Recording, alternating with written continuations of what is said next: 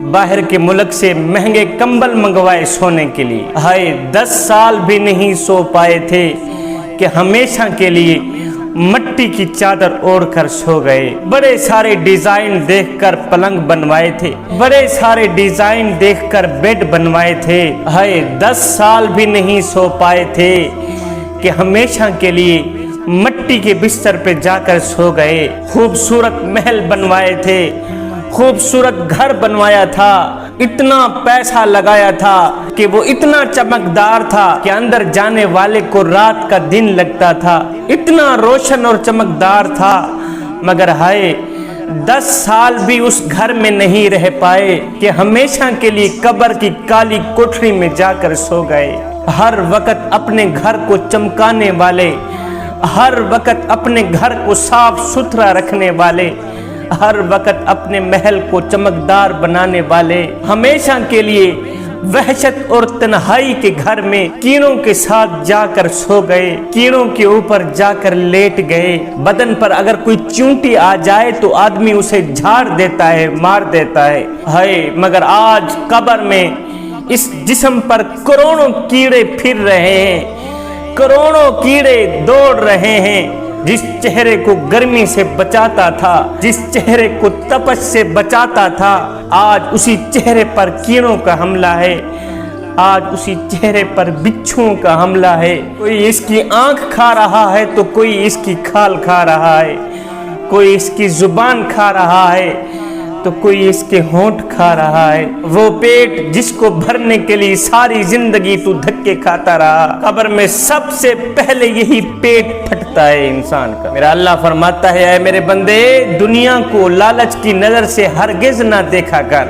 قبر میں سب سے پہلا کیڑا تیرے وجود کی جس چیز کو کھاتا ہے وہ تیری آنکھ ہے۔ سب سے پہلے انسان کی آنکھ بند ہوتی ہے، سب سے پہلے شمع بجھتی ہے، سب سے پہلے میرا اللہ دنیا میں شہوت کی نگاہ سے دیکھنے والی اس آنکھ کو نکالتا ہے۔ جوانو، جس انسان کا یہ حیرت ناک انجام ہو کہ موت جس کا شکار ہو، آفات کے پھندے اس کے چاروں طرف قائم کیے جا چکے ہوں، مصیبت کی کھائیاں قدم قدم پر اس کے لیے کھودی جا چکی ہوں، پریشانیوں، مصیبتوں اور بیماریوں کے سمندر میں جو ڈوبا ہوا ہو، ان سب کچھ کے سننے کے بعد اگر وہ عقل مند انسان ہے تو دنیا میں رہ کر اپنی آخرت کو تباہ نہیں کرے گا، بلکہ آخرت کے لیے کچھ اکٹھا کرے گا، بلکہ آخرت کو بہتر بنائے گا اگر وہ عقل مند انسان ہے تو۔ میرے حضور علیہ السلام نے فرمایا عقل مند انسان ہے وہ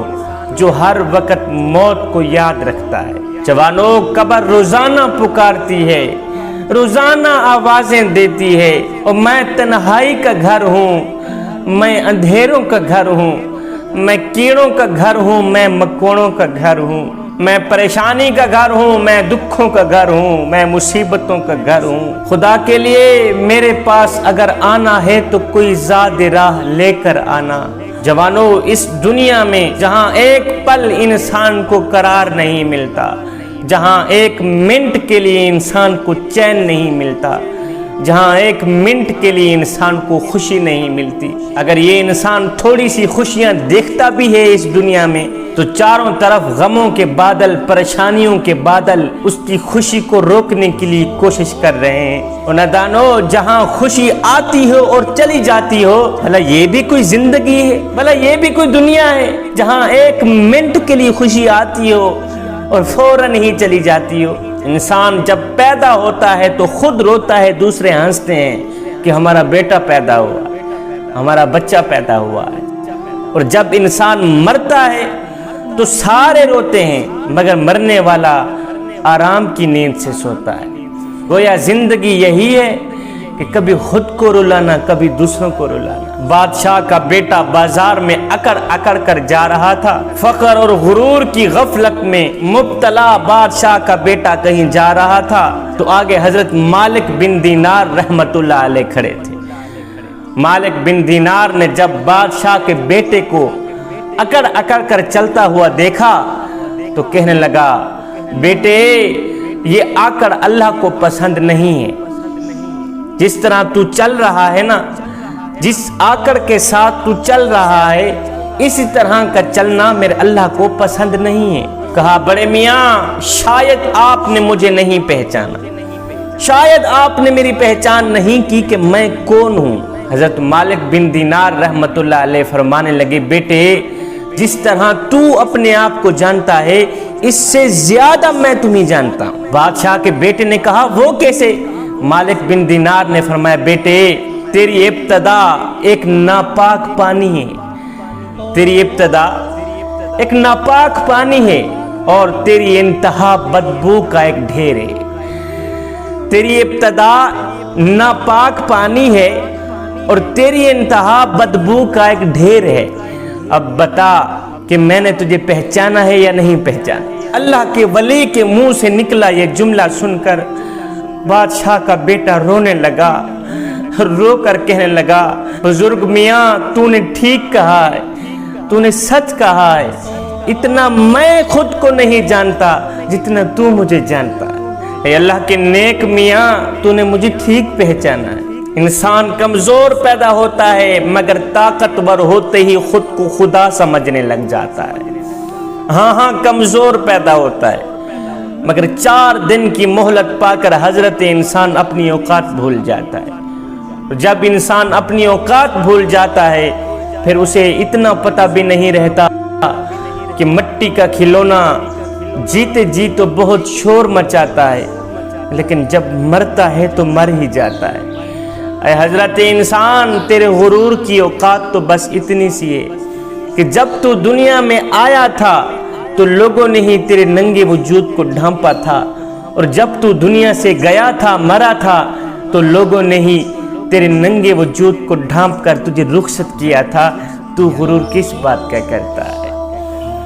ایک اللہ والا فقیر درویش میاں کسی قبرستان سے گزرانا تو رک کر اس نے فاتحہ پڑھی۔ فاتحہ پڑھنے کے بعد اس نے بلند آواز سے کہا او قبرستان والو کتنے خوش نصیب ہو تم، کتنے خوش قسمت ہو تم کہ بڑے مزے کی نیند سو رہے ہیں، سکون کی نیند سو رہے۔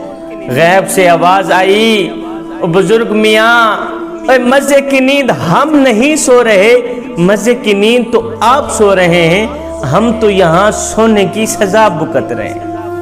ہم جو دنیا میں کالے کرتوت کر کے آئے ہیں نا ہم تو ان کی سزا بھگت رہے ہیں، لہٰذا سو تو آپ رہے ہیں۔ یہ دنیا سونے کی جگہ ہے، یہ دنیا غفلت کی جگہ ہے۔ جوانوں آج ہمارے پاس وقت ہے اللہ کے ساتھ اپنا معاملہ درست کرنے کا، آخرت کے لیے کچھ اکٹھا کرنے کا۔ کسی بزرگ نے، اللہ کے ولی نے، اللہ والے نے ایک نوجوان کے جنازے میں شرکت کی نا، جنازہ پڑھنے کے بعد میت کو دفنایا، دفنانے کے بعد ساتھ میں ایک نوجوان کھڑا تھا۔ جب ہم میت کو دفناتے ہیں تو جانے سے پہلے دعا کر کے جاتے ہیں، تو دعا سے پہلے ساتھ میں ایک نوجوان کھڑا تھا۔